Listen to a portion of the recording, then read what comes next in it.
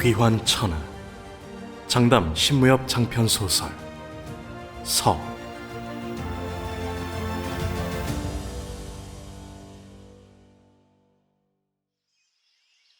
남에게 큰 소리 한번 치지 못했던 순박한 아버지. 아버지에게만 독할 뿐 선녀 같았던 어머니. 세상 물정 모르고 해맑은 얼굴로 뛰놀던 형제들. 명문정파의 무사라는 자들이 때로 몰려와서 그런 양떼 같던 가족들을 악의 화신, 악의 종자라며 몰아붙였다. 내 놈이 광천마 혁진학의 자식이라고 들었다. 설마 부정하지는 않겠지? 내가 그분의 자식인 것은 맞소. 하지만 나는 부친과 10년 전에 헤어져서 도자기나 굽는 도공이 되었소. 나는 죽여도 좋으나 내 아내와 자식들은 살려주시오. 광천마의 피를 이어받은 자는 모두 죽어 마땅하다. 수락이나 다름없는 마인의 핏줄을 이어받았으니 결국 너희도 마인이 될 터. 한 놈도 남기지 말고 모두 죽여라! 그들은 사정하는 아버지의 목을 치고 울부짖는 어머니의 심장에 검을 박았다. 힘없는 형제들을 개미 밟아 죽이듯이 죽였다. 태어나서 처음으로 할아버지를 만난 것은 그때였다. 광풍을 일으키며 나타난 조부는 피눈물을 흘리며 죽음을 기다리는 나를 안고 그 지옥을 탈출했다. 너희들은 두려워해야 할 것이다. 이 아이가 세상에 다시 나오는 날, 강호는 붉게 물들고 혈야에선 시체를 뜯어먹는 까마귀의 울음소리만이 울릴 것이다. 조부는 나를 수천 리 떨어진 촉산의 광천곡으로 데려갔다. 그로부터 20년 후 내 심장에서 지옥화가 피어났다. 초인지경의 힘을 얻은 나는 세상에 나와 피와 복수로 점철된 대장정에 나섰다. 지옥의 불길이 담긴 무공은 무자비하고 강했다. 천하를 호령하던 마도 고수들이 내 발 아래에 무릎을 꿇었다. 세상에 나온 지 400일 후 대마천이라는 이름 아래 일천의 마도 고수가 모였다. 그리고 일천일째 되던 날, 복수의 발걸음이 사천성 마운평에서 멈췄을 때 강호에는 만인의 피를 머금은 혈화가 가득 피어나 있었다. 정파의 무인들은 나를 혈천의 아수라라 부르며 두려워하고 저주했다. 세상에서 가장 악한 자라며 욕을 해댔다. 하지만 나는 후회하지 않았다. 해야 할 일을 했을 뿐이니까.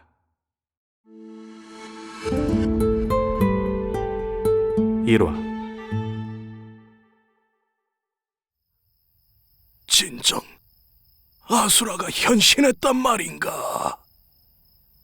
마지막까지 버티던 노도인이 탄식하듯 말을 마치자마자 입에서 피를 분수처럼 뿜으며 쓰러졌다. 나를 아수라로 만든 건 그대들이다. 그대들은 나를 원망할 자격이 없다. 냉소를 지은 형무처는 노도인에게서 시선을 떼고 고개를 들었다. 눈앞에 시신으로 뒤덮인 혈야가 펼쳐져 있었다. 수만 마리 까마귀들이 시뻘건 시신 위로 날아들었다. 그 자신 역시도 온몸이 피로 물들어 있었다. 신경 쓰지 마십시오. 하늘 아래 어느 누가 감히 마천제를 평할 수 있겠습니까? 대마천의 군사이자 천하만사를 손아래 부리던 귀령자가 허리를 깊게 숙이며 말했다. 마천제를 따르는 일천의 마도고수 중 살아남은 자는 400여 명. 피에 젖은 장포를 휘날리며 서 있던 그들 중 몇이 강렬한 눈빛으로 귀령자의 말에 동조했다. 누구든 천재를 욕하는 자는 입을 찢어버릴 것이외다. 혈천의 하늘이시여, 버러지들이 짖는 소리는 다 개소리니 신경 쓰지 마시구려. 염원을 이룬 것을 감축드리오. 감축드리오. 그대가 이제 마의 하늘이 외다 마천제시여. 형무처는 천지를 울리는 함성을 들으며 몸을 돌렸다. 이전으로 다시 돌아간다 해도 똑같은 길을 걸으리라. 복수의 길을. 썩을 대로 썩은 강호의 심장을 도려내리라. 마음을 굳게 다진 형무천은 이를 악물고 걸음을 내딛었다. 이제부터는 나 자신과의 싸움을 시작해야 한다. 복수를 마쳤다 해서 끝난 것이 아니다. 이제 또 다른 지옥을 찾아가야 한다. 심장에서 피어난 지옥화 덕분에 복수할 수 있었다. 하지만 지옥화가 피어난 지 3년이 지나면 지옥의 불길은 주인의 몸을 숫덩이로 태우고 지옥으로 돌아갈 거라 했다. 죽음을 피할 방법은 단 하나. 지옥화를 잠재우기 위해 극양의 상극인 극음의 길을 받아들여야 한다. 실패하면 극양의 지옥화에 심장이 타든가 극음의 빙점에 온몸이 얼어 조각조각 쪼개져서 녹아내릴 것이다. 귀령자가 전음으로 말했다. 형무천은 느릿하게 고개를 끄덕였다. 7일 후 귀령자와 단둘이서 공가산에 도착한 형무천은 만년빙벽 중간에 뚫려있는 빙천동으로 들어갔다.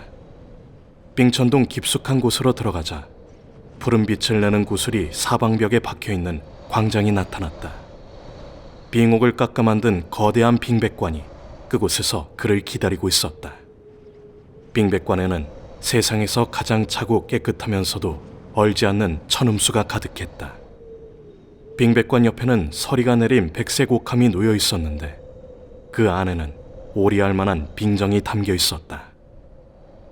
100일 후 대법이 끝나면 정신이 들 것입니다. 형무천은 쓴웃음을 지었다. 영원히 못 일어날 수도 있겠지. 성공 확률 3할 이내, 실패할 확률은 7할 이상. 아마 그가 전 재산을 걸고 내기를 한다면 절대 자신에게 걸지 않을 것이다. 하늘이 주군을 세상에 보냈을 때는 이유가 있을 터. 결코 주군을 이대로 데려가지는 않을 것입니다. 여망도 같은 생각일지 모르겠군. 오히려 그는 자신의 자리를 빼앗길까봐 주군이 오지 않기를 바라고 있을 겁니다. 말이라도 안심이 되는군. 아무 걱정 마시고 한 잠 푹 주무십시오, 주군. 정말 이 방법밖에 없을까? 다른 방법이 있다면 무엇하러 10,000,000금을 들여서 빙백관과 빙정을 구했겠습니까? 이걸 구하느라 광천국의 재정이 말라버렸다는 말을 들었는데 나를 많이 원망하겠군. 돈이야 다시 모으면 되는 것. 돈 걱정 마시고 시작하시지요. 귀령자 할아버지는 나를 빨리 보내고 싶은 모양이군. 그게... 갑작스런 호칭에 귀령자의 눈꺼풀이 파르르 떨렸다. 형무천이 커오는 걸 지켜본 지 20년. 어렸을 때 형무천은 그를 할아버지라 부르며 친손자처럼 따랐다. 하지만 13살 생일 이후 지옥 수련을 시작한 후부터는 그를 할아버지라고 부르지 않았다. 그는 그 이유를 너무나 잘 알고 있었다. 아마 마음의 상처가 컸을 것이다. 할아버지라는 사람이 매일같이 지옥의 구렁텅이로 밀어넣었으니 당시 수련 중 생사의 고비에 처한 것만 해도 수십 번. 하지만 그는 도와주지도 못하고 가슴만 졸여야 했다. 그런데 그렇게 힘을 얻어 마천자가 되었거늘 또다시 죽음과 싸워야만 하다니. 주군께서 빨리 정상이 되신 걸 보고 싶은 거지요. 알았어. 들어갈 테니 울지 마. 울긴 누가 운다고. 붉어진 눈을 감추려고 고개를 돌렸던 귀령자가 시선을 돌려서 형무천을 흘겨보았다. 어느새 돌아섰는지 형무천의 등만 보였다. 다행이었다. 붉어진 눈에서 눈물이 떨어지기 직전이었는데. 이걸 복용하고 저 안에 들어가란 말이지? 형무천이 등을 보인 채 백옥함에서 빙정을 꺼내 입으로 가져갔다. 소매로 눈물을 찍어내던 귀령자가 깜짝 놀라서 소리치듯 말했다. 안 됩니다. 죽은 제가 시키는 대로 복용하셔야. 그때는 빙정이 이미 형무천의 입안으로 반쯤 들어간 후였다. 형무천의 입 주위로 하얗게 서리가 내리기 시작했다. 어서 빙백관 안으로 들어가십시오. 귀령자는 떠밀듯이 형무천을 빙백관 안으로 밀어넣었다. 형무천은 천지의 음기가 뭉친 빙정을 엉겁결에 복용하고 천음수가 든 빙백관에 몸을 눕혔다. 그러고는 지옥화를 끌어올린 후 천지음양 조화공을 끊임없이 운용했다. 극양은 극음을 만나 조화를 이루고 궁극에 달하면 천지교감하리니. 대법 시작 일각 후 지옥화와 빙정의 기운이 충돌하면서 서서히 의식이 끊어졌다. 그 와중에도 그는 천지음양 조화공을 멈추지 않았다.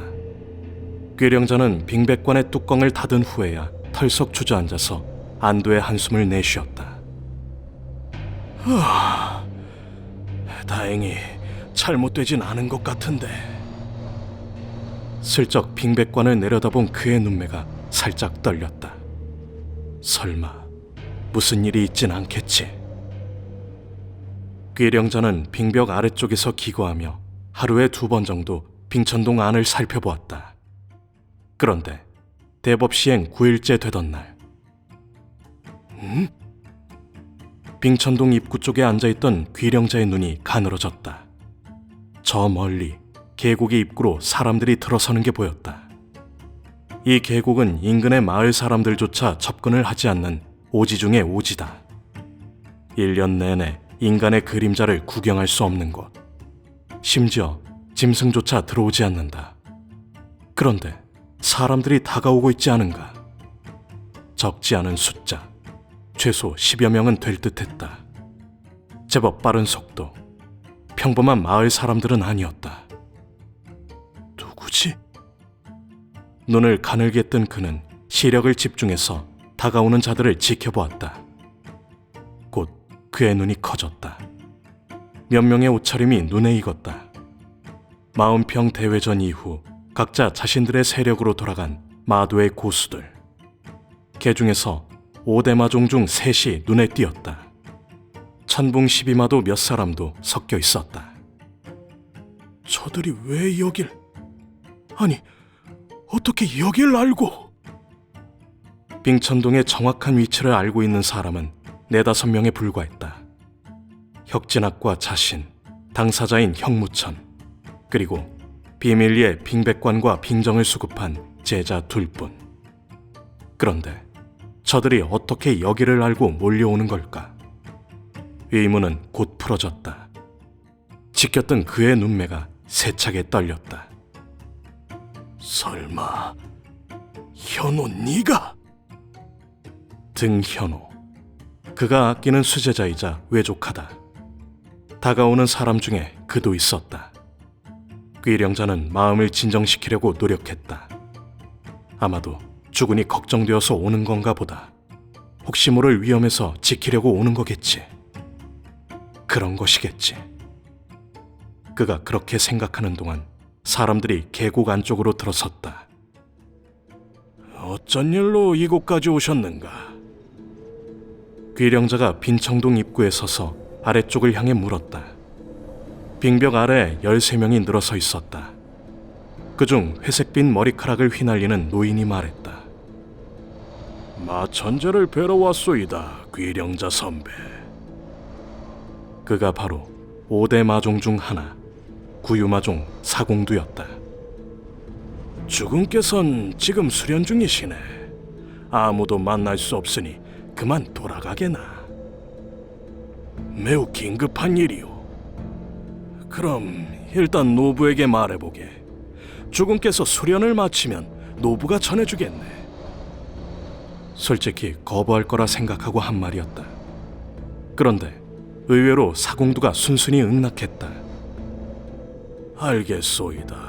그럼 말씀드리지요. 고맙네. 어디 말씀해 보시게. 마천제께서는 원하던 복수를 이루었으니 이제 대마천의 상좌에서 물러나 주시기 바라는 바요. 뭐라? 대마천은 천하마도의 미래라 할 수 있어.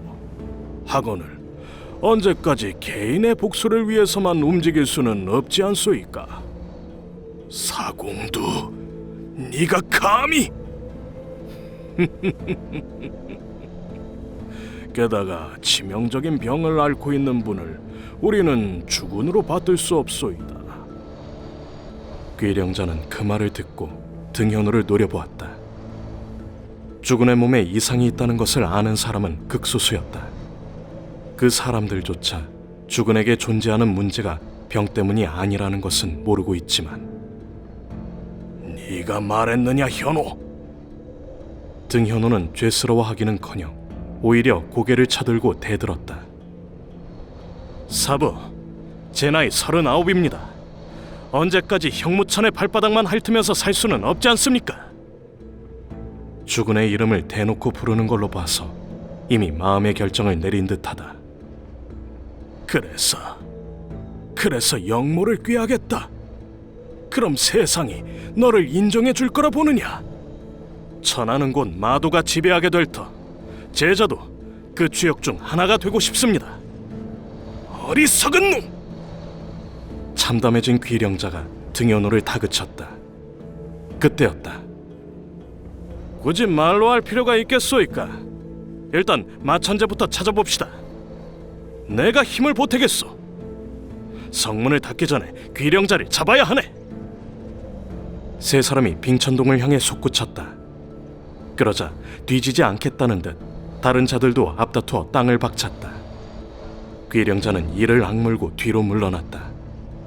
그는 머리만 뛰어난 것이 아니었다. 무공도 초절정의 경지에 도달해 있었다. 그러나 혼자서는 그들 중 하나도 제대로 상대하기 벅찼다. 일단은 뒤로 물러나서 지리적 이점을 이용하는 수밖에. 빙천동 안에는 외부와 차단할 수 있는 성문이 3단계에 걸쳐서 설치되어 있었다. 안으로 들어간 그가 첫 번째 성문을 닫고 어린아이 팔뚝 굵기에 무쇠로 된 걸쇠를 걸었다. 빙천동에 들어선 자들은 망설이지 않고 성문을 향해 공력을 쏟아냈다. 처저적, 콱콱콱광. 반각도 되지 않아 성문이 무너져 내렸다. 그나마 동굴이 무너질까봐 걱정되어서 공력을 조절했기에 그 정도 걸린 것이었다. 두 번째 성문이 부서지는 데까지는 반의 반각도 걸리지 않았다. 마지막 세 번째 성문 안에 있던 귀령자는 절망에 찬 암울한 눈으로 성문을 노려보았다. 저들의 욕망을 너무 간과했어. 어리석은. 쿵! 강력한 충격에 성문이 요동쳤다. 구금, 우수수수. 성문에서 돌가루가 떨어졌다. 이제 몇 번만 더 충격을 받으면 성문이 부서질 것이다. 주군, 아무래도 이번 생의 인연은 여기까지인 것 같소이다 그려. 자신의 능력으로는 배신자들을 막을 수 없었다. 자신이 할 수 있는 최선은 한 사람이라도 지옥으로 데려가는 것 정도. 데려갈 사람은 이미 정해놓은 터였다. 내가 잘못 키웠으니 내가 책임을 져야겠지. 그때 세 번째 굉음이 울렸다. 콰르르르릉. 그런데 느낌이 이상했다. 성문뿐만이 아니라 동굴 전체가 흔들렸다. 콱콱콱광. 다시 굉음이 이어지고 이번에는 벽과 바닥이 갈라졌다. 귀령자의 눈이 튀어나올 듯이 커졌다. 설마 지진? 그에 대해 대답이라도 하듯 동굴 전체가 뒤흔들렸다. 콰르르르르릉. 진동은 강약을 반복하며 한참 동안 이어졌다. 엄청난 규모의 지진이었다. 분노한 하늘이 공가산 전체를 무너뜨리려고 하는 것만 같았다. 지진으로 인해 동굴이 무너진다면 배신자들 때문이 아니라 해도 주군은 영원히 깨어날 수 없게 될 터. 천장을 올려다보는 귀령자의 눈에 절망의 그림자가 드리워졌다. 하늘이여,